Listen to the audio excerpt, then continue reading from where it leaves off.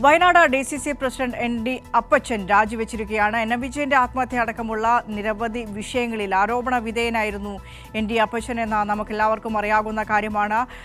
രാജിക്കത്ത് നേരത്തെ നൽകി അത് ഇന്നാണ് സ്വീകരിച്ചത് എന്നാണ് മനസ്സിലാക്കുന്നത്. KPCC നേതൃത്വം ഇത് സംബന്ധിച്ച് തന്നെ ഒന്നും അറിയിച്ചില്ല എന്നും ND അപ്പച്ചൻ പറയുന്നുണ്ട്. അതോടൊപ്പം തന്നെ മരിച്ചുപോയ ആത്മഹത്യ ചെയ്ത NM വിജയന്റെ കുടുംബത്തിന്റെ പാർട്ടി വരുത്തിവെച്ച ബാധ്യത അത് അവരുടെ വീടിൻ്റെയും പറമ്പിൻ്റെയും ആധാരം ഇന്ന് കോൺഗ്രസ് എടുത്തു കൊടുത്തിട്ടുണ്ട്. അതിൽ NM വിജയന്റെ മരുമകൾ പത്മജയുടെ പ്രതികരണവും ഇന്ന് കണ്ടിരുന്നു.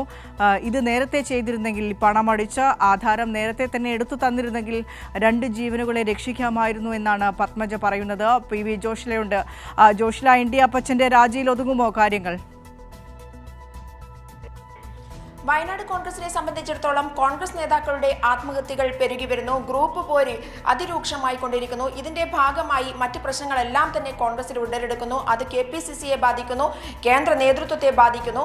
ആ രീതിയിൽ മുന്നോട്ട് പോകുമ്പോൾ അഴിമതി, കോഴ വിവാദം ഇതൊക്കെ തന്നെ വലിയ പ്രശ്നമായി, സാമ്പത്തിക ക്രമക്കേട് തന്നെ വലിയ വിവാദമായി കോൺഗ്രസിനെ തന്നെ ഇല്ലാതാക്കുന്ന രീതിയിലേക്ക് മാറിക്കൊണ്ടിരിക്കുന്ന ഒരു അവസ്ഥയിലാണ് വരുന്ന തെരഞ്ഞെടുപ്പ് ലക്ഷ്യം വെച്ചുകൊണ്ട് ND അപ്പച്ചനെ കോൺഗ്രസ് മാറ്റി നിർത്തുന്നത്. കോൺഗ്രസ് നിർബന്ധിത രാജിയാണ് KPCC നേതൃത്വം ഇപ്പോൾ എടുത്തിരിക്കുന്നത് എന്നുള്ളതാണ് ND അപ്പച്ചന്റെ പ്രതികരണത്തിൽ നിന്നും മനസ്സിലാക്കാൻ സാധിക്കുന്നത്.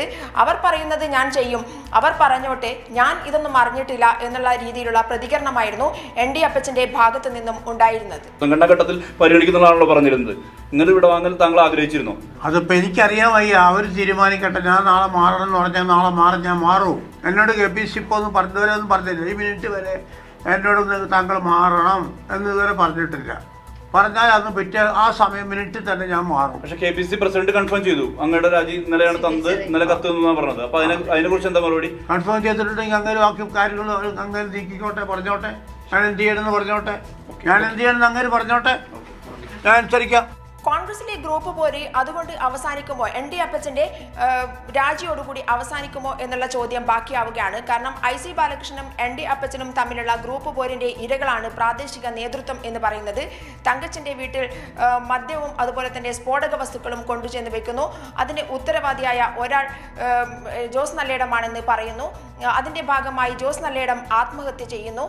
ഇത്തരത്തിൽ ഗ്രൂപ്പ് പോരുകൾ അതിരൂക്ഷമായി കൊണ്ടിരിക്കുന്ന ഒരു കാലഘട്ടത്തിലൂടെ കോൺഗ്രസ് ഇപ്പോൾ കടന്നു പോകുന്നത്. അത് ആത്മഹത്യ മാത്രമല്ല, അത് വ്യക്തിവിരോധത്തിന്റെ ഭാഗമായി, മറ്റൊരാളെ ഇകഴ്ത്തി കാണിക്കുന്നതിന്റെ ഭാഗമായി എന്തും ചെയ്യാമെന്നുള്ള അവസ്ഥയിലേക്ക് വയനാട്ടിലെ കോൺഗ്രസ് നേതൃത്വം മാറിക്കൊണ്ടിരിക്കുന്ന ഒരു സമയത്താണ് ഇപ്പോൾ ND അപ്പച്ചന്റെ രാജി, KPCC നേതൃത്വത്തിന്റെ നിർദ്ദേശത്തോടു കൂടിയുള്ള രാജി സാധ്യമാവുന്നത്.